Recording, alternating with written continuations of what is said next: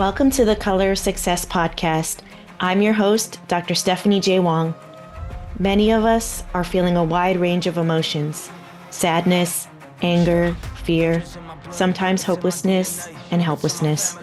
This season, we will be exploring all the feelings and ways to empower each other to take action. So, let's go. Game on. Jon Hill is the writer and director of the film Above the Clouds, currently streaming on Amazon Prime. He is also a two-time Emmy Award-winning sports producer that travels the world covering the largest sporting events, such as the World Cup and the Super Bowl. His film talks about the struggles of losing a parent and dealing with loss through comedy. It's based on true events after his father passed when he was 25 years old. Well, Jon, thank you so much for joining me on this episode today. It's been great to read about you, and now I get to meet the legend here. So thank you so much. Thank you. I don't think I've ever been called a legend, but I'll take it. Thank you.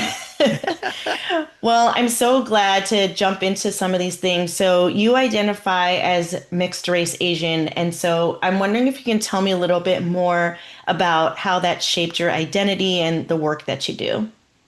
Yeah, thanks for having me. So a little background, my mom's from Thailand. She currently lives there now, actually. We're probably going to go there this summer. That's amazing. Ooh, okay. Well, we'll talk after. I got spots for you. Awesome. So when my dad is white from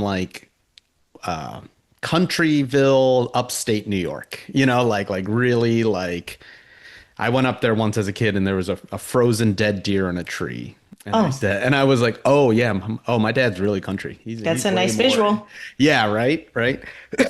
But my dad was drafted in the Vietnam War when he was young, and one of the bases was in this, Ubon, Thailand, which is the jungles of Thailand.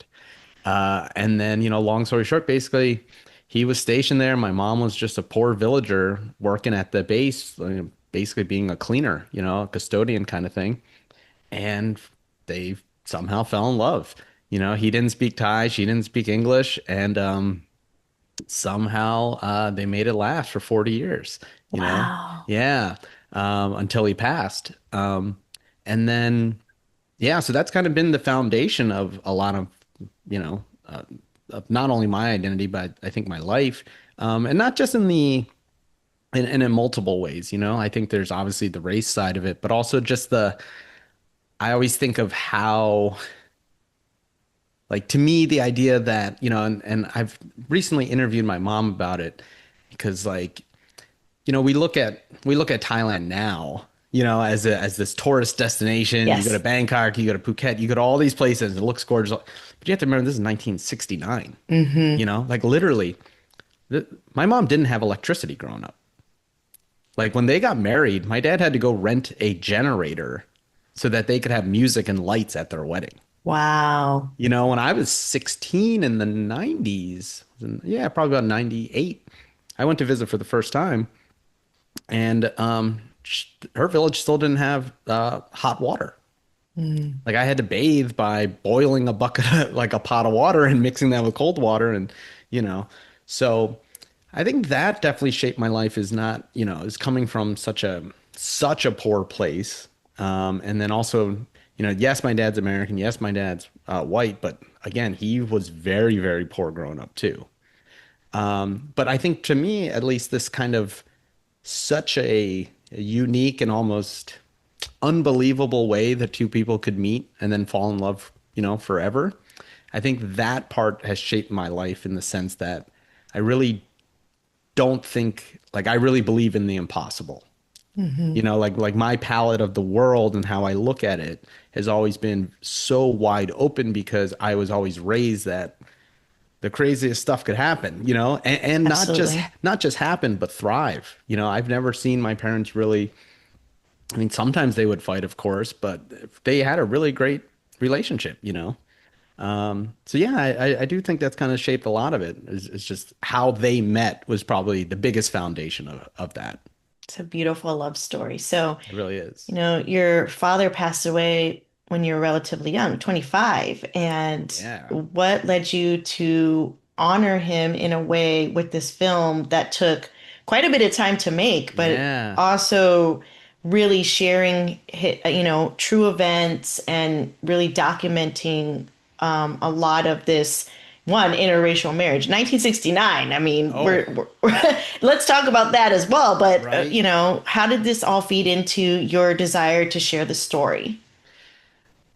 So there's a couple things. So yeah, so the story I'm sharing is it's a film called Above the Clouds. We just released it streaming. It's on Amazon and for rent and purchase and Tubi for free with ads and YouTube, and so you can find it. But it is the true story of when I was 25. I got the phone call that my dad was sick. Drove straight to the airport in Los Angeles, flew there. Got to see him for a little bit, but then I think a week or so later he was gone. And then a few months later, um, I went to a coffee shop and I met a complete stranger, and we just struck up a conversation, and we ended up spending the whole day together. And she ended up sharing parts of her life that I just and the loss that she had that she dealt with, and it was like I remember writing down this was in the early 2000s, so Tumblr was a big thing. Yeah, right. Yes, Tumblr. Tumblr, right? So, and I remember posting, one day this is gonna be a movie. I just knew it. I just had this feeling like this is such a magical day.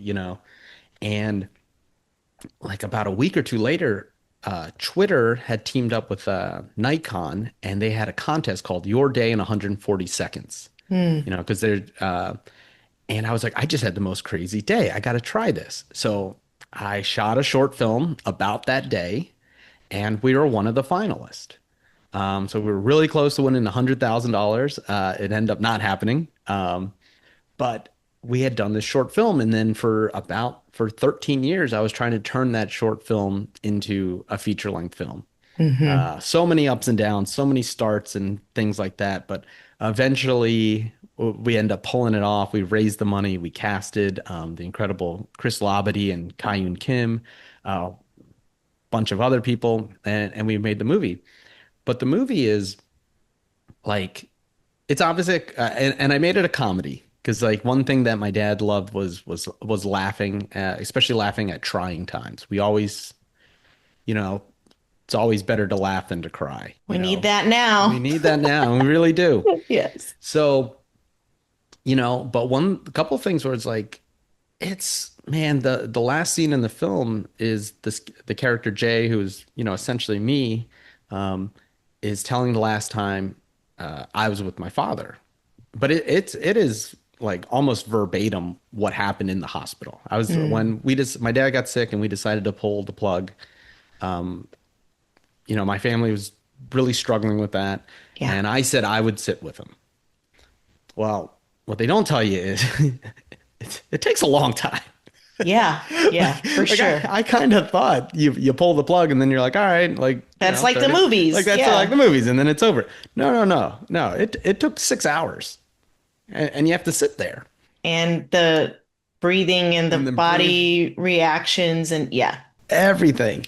And then when he finally did pass, what I won't spoil the movie, but I believe I saw a miracle. And so this is the telling of that miracle. But the thing is, I never really told anyone that story. I didn't tell my brother, I didn't tell my mother, I didn't tell any of my close friends. And so they really all saw it for the first time in a movie theater. Wow. Like, yeah, Okay. yeah. So that was pretty wild. But I think that for me, it was like, I don't know if I'll look to make a movie is such a hurdle. It's such a challenge, and it takes so much out of you that my thing was, if I'm going to do this, maybe I only get one shot at doing this. Maybe I'm even bad at this. I don't know until I make the movie. Try. Yeah. But I was like, I want it to be as realistic as possible and as accurate as possible, because if this kind of situation happened to me in a hospital, then it's probably happened to people every single day, Hmm. and one of the great joys of making the film is running into people who have had a similar thing where they're like, Yes. you're so right. I had to sit there with my grandmother, or, I had to do this, or, one time I did this and this happened. And you're like, yeah. So that's kind of been the goal of it, and it's trying to get people to, not be afraid to be honest with, your challenges in life, your pains in life, and sometimes some of the things that, all the little nuggets and good that comes out of that. Your angels will find you when you need them, and I think this movie is trying to explain that. So, you talked about the ups and downs. I talked to quite a few filmmakers and actors that are just like, you know, that's par for the course in this industry. But tell me about your ups and downs and particularly how you continue to process your grief and address your mental health because there's so many things that can impact it. Yeah, and you know what? It's it's such a weird. I mean, now it's been 15 years, right? So you kind of have a different perspective of it. Sure. And when you're in it, you're just in it. You're almost like so you have so I was able to get very like task focused, like I was kind of taking over. So it was like things like, okay, so now we need to call the bank. We need to get this, like there's Yes. a just a bunch of stuff that needs to happen while also taking care of my mother, Yeah. taking care of my brother, you know, because people are handling it differently. Some people are Hmm. in different, I always look at it as like, I lost my dad, but at the same time, my brother also lost his dad. Yes. My mother lost her husband, her best friend for 40 years, so you have all these different things going on. But for me, when it first started, it was about let's get this checklist. Like let's just there's just stuff that needs to happen. And then after that, it's like, what are we doing with the house? What are we doing? Because my mom and dad were very close to retiring and moving back to Thailand. So then with the life insurance, we were able to basically say, for my mom, it's like, if you were going to leave in a year and a half, you should just leave now. You know what I Mm. mean? So we had to go and fix up the house and get it to sell. And, so that's a whole checklist of, and again, I'm 25 and I'm at that point a complete moron. You're thrown into it. I'm You're just thrown into, like I don't know on anything. the job Yeah. training. And I moved to LA. I'm recently out of school. I don't really have a job. I'm freelancing. I personally have no money. I can't throw money at this problem. You're just Right. figuring it out as you go.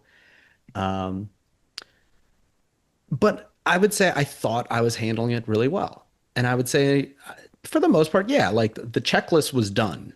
I had to get through the checklist. But it wasn't until like later that I talked to a good friend of mine and he kind of told me, and I was like, I thought I did a good job, right? And he was like, well, yeah, man, but like we could tell you weren't right.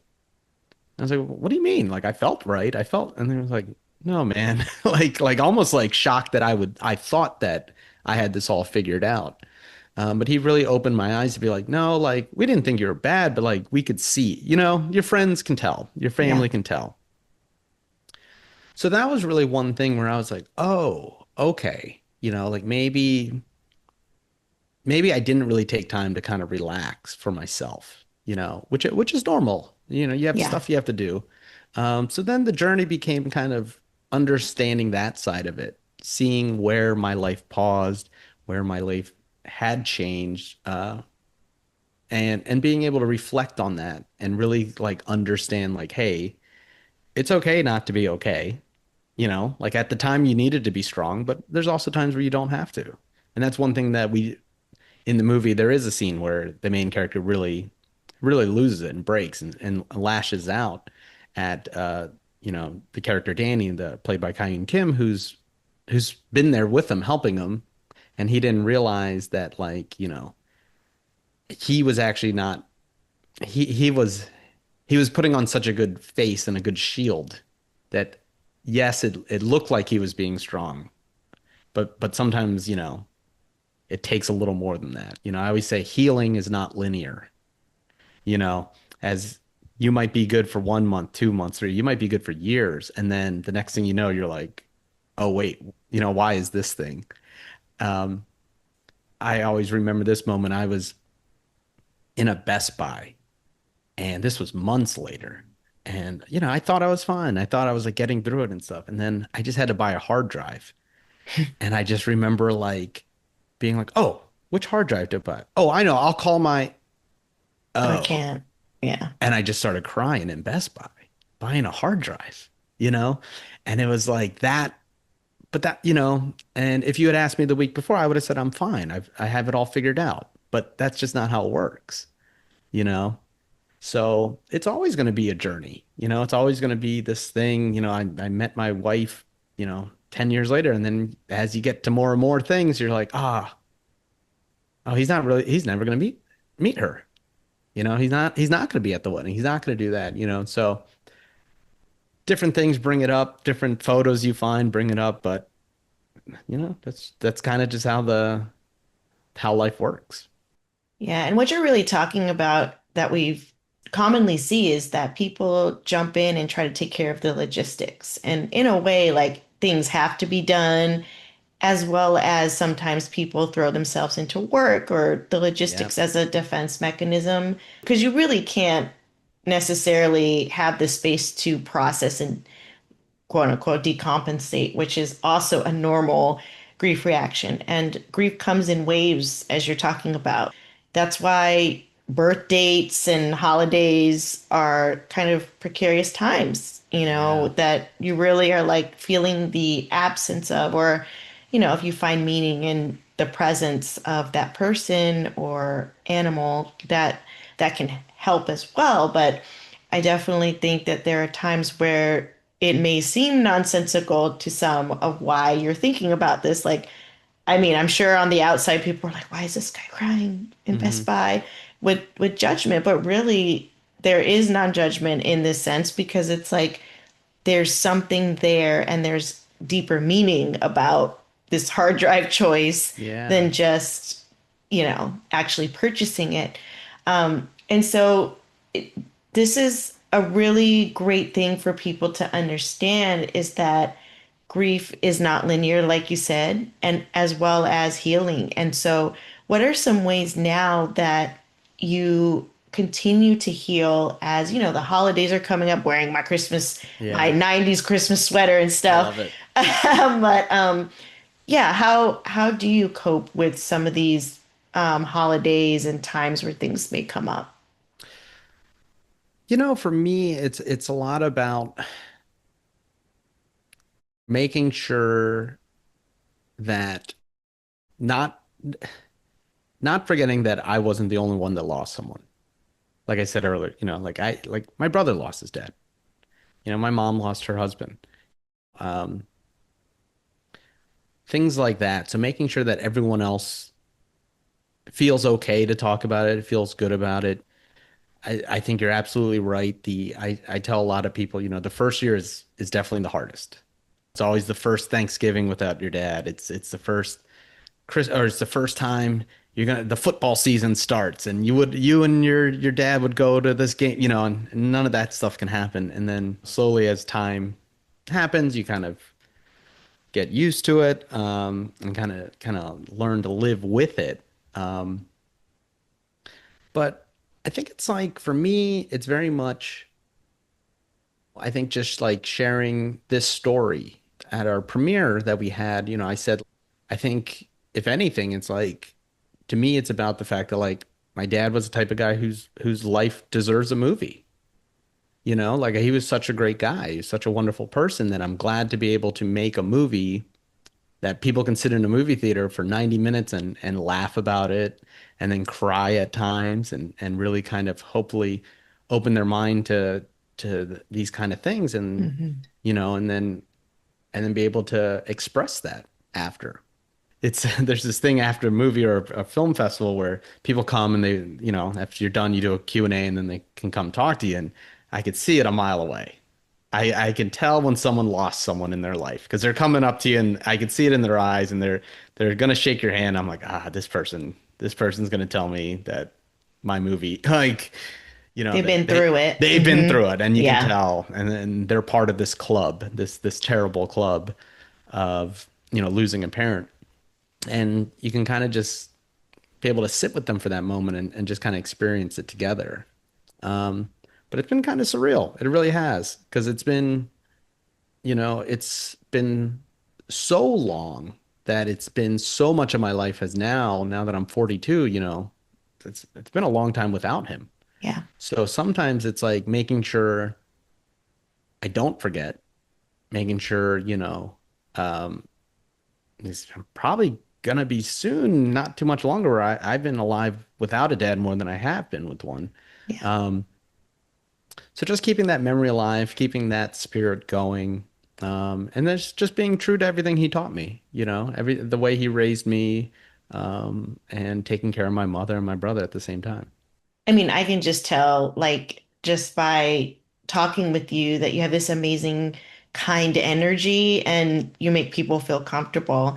And I think, that must have and continues to serve you well in covering some of these sporting events where you have to Yeah. interact with a whole bunch of different personalities. Like, what has that been like? And especially when we're constantly fighting for representation in an industry that we're not necessarily always seen. That's a great question. So I work at Fox Sports. I'm a sports producer on the digital team, and what that means is if you see any sports highlight from our network on your phone or a podcast with our guys and girls on our team, that's usually from my team. So that means I get to travel for the Super Bowl, the World Cup in Qatar. Oh, did you get to see Jungkook from BTS? Oh my Oh, goodness. I have not, I'm, if I meet him, my wife would probably kill me if I meet him. So Oh I yeah, have to me be too. careful. I have to be careful. I have to be careful. Okay, so she's an army and we're gonna get Oh along yeah, yeah, just yeah, great. yeah, Okay. yeah, she is.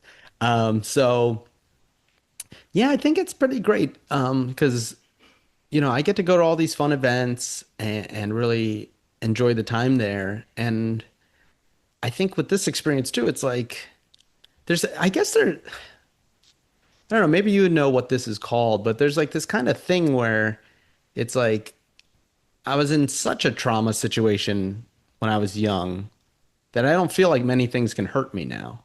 Mm. You know, Well, it's resilience. it's resilience. Okay, maybe that's what it is. You know, where it's like if something doesn't go right, I'm just like, seriously, guys, this is not that big of a deal. Like I promise you, there will be bigger things in your life than we didn't get this interview the way we wanted, or Hmm. you know, this podcast didn't end up exactly how we planned it, or this shoot didn't like. We'll be all right, you know, like this will be all right.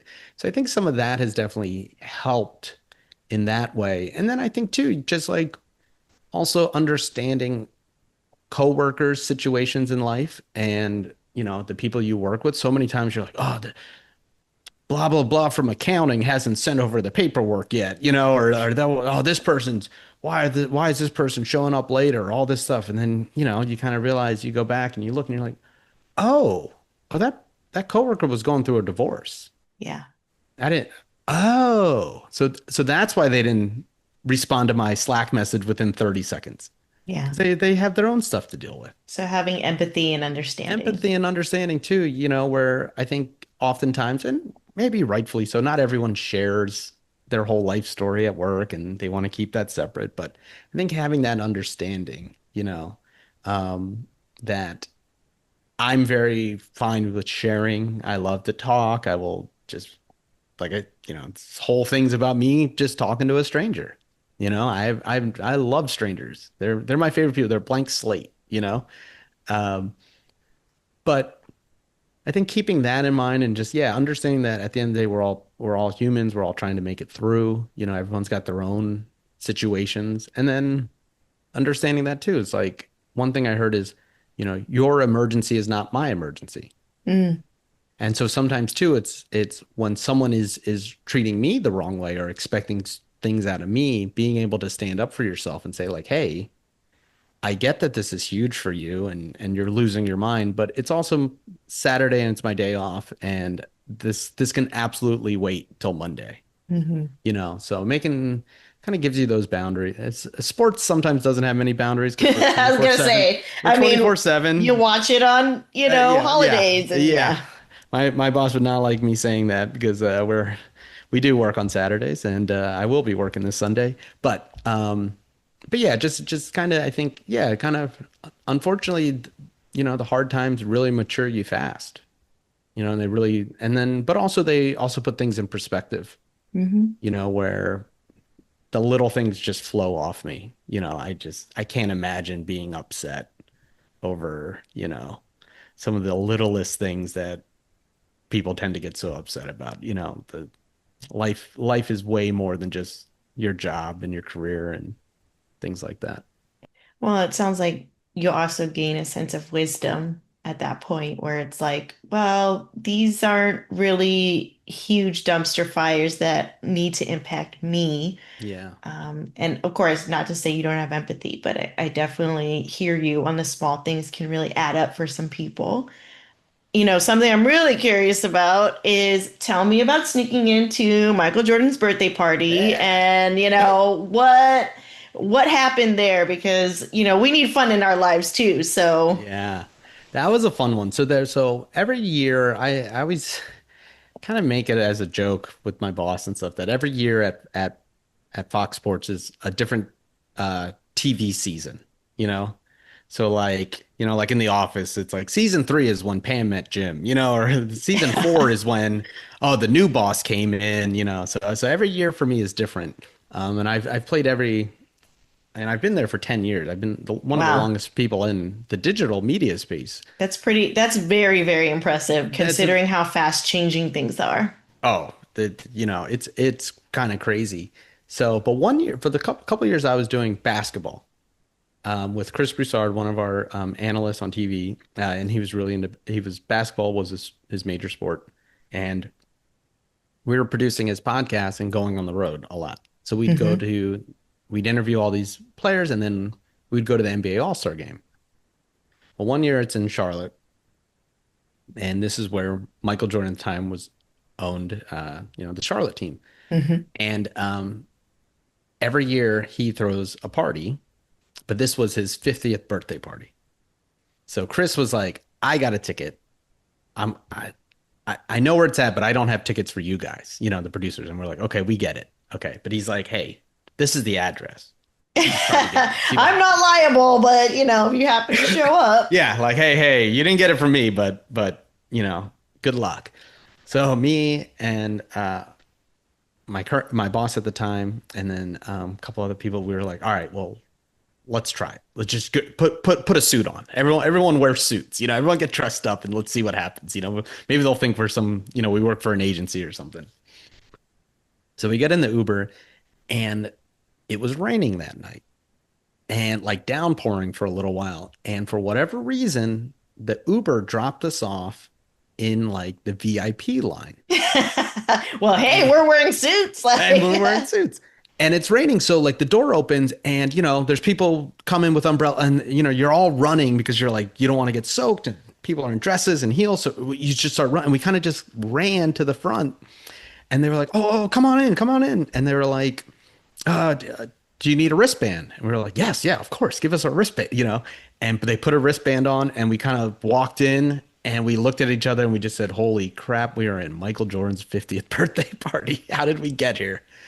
and and it was exactly what you think of Michael Jordan's birthday party. Like it's just path. It's every single athlete there at the All-Star game is there. Every athlete signed to the Jordan brand is there.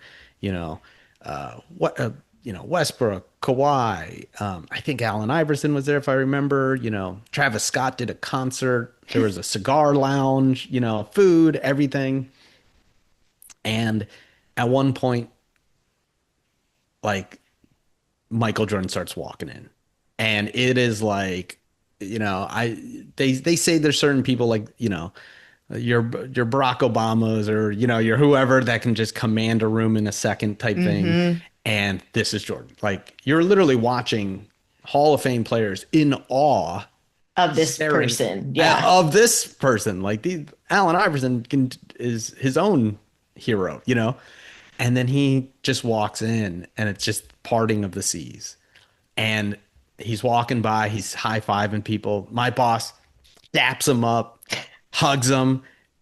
I'm next in line. I'm like, I'm about to meet Jordan. Here we go. I go up for a dap, and his security just right in my chest. I mean, you're in, I, but not in. and he was just like, boom. And I just remember being like, oh, big security guy pushed me back, and I was like, ah, damn.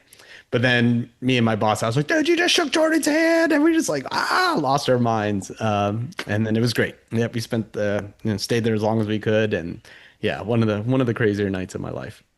Well, I think the moral of the story, aside from all the other like obvious ones, is that you took a chance. Yeah, And like you said, the impossible is possible because you took a chance and was kind of incognito, I guess. I mean, I don't know how you guys pulled out suits real fast, but everything aligned perfectly, yeah, and that's like a really special forever memory that you have. yeah. Oh, absolutely. Yeah, yeah. And that's the thing. It's like, look, try, right?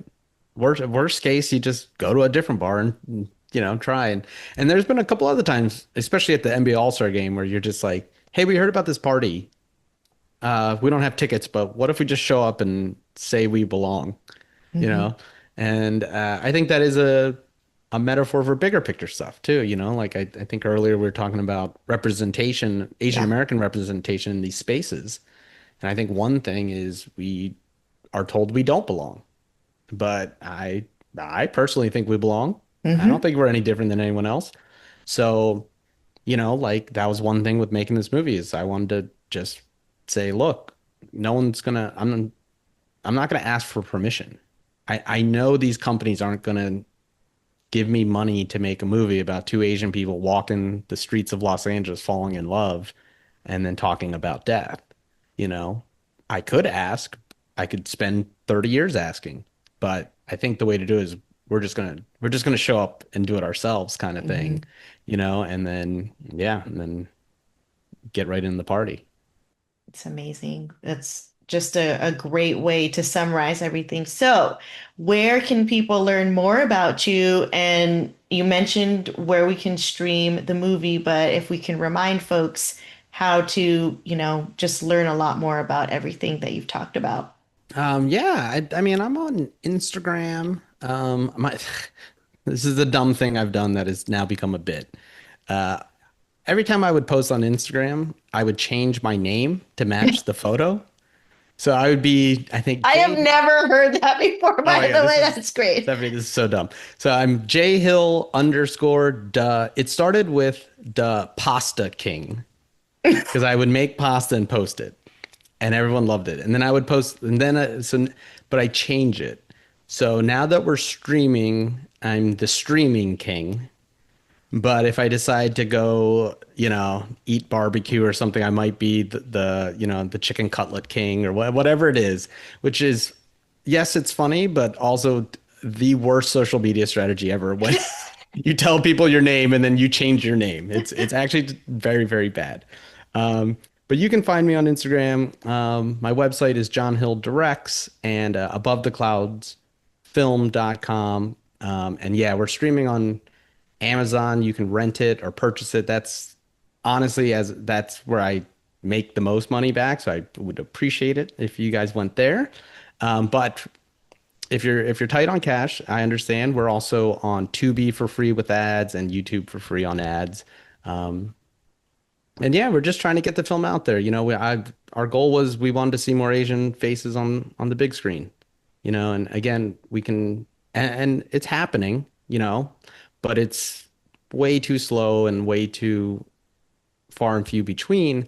And I will also say too, it's like sometimes I feel like there's different, there's so many different kind of Asian people and so many different, Absolutely. and that's one thing we talk about. One of the characters have this conversation about the difference between having a funny Thai mom like me versus uh, older Koreans that came from Korea that Hmm. survived wars. Like we have different. We I think society, especially in America, tries to lump us as we're all the same, but we're so vastly different. that's the conversation I wanted to open up and have and hopefully continue with other people. So yeah, we're trying to be as unapologetically Asian as we could. And yeah, you'll have to watch the movie to see if we did a good job or not. Absolutely. Well, I'm super honored that you reached out to me and wanted to share this space with me. I'm super grateful to meet you and share this Oh, space. thank you. And we could talk for hours, but I am so appreciative of this. So thank you so much for joining me. Well, thank you. Thanks for having me. Thank you for listening. We would love for you to subscribe to the podcast and join our community on all our socials at colorsuccesspodcast.com. Looking forward to you checking out my memoir, Cancel the Filter, Realities of a Psychologist, Podcaster, and Working Mother of Color on Amazon and wherever books are sold. I'd love to hear your Cancel the Filter moments.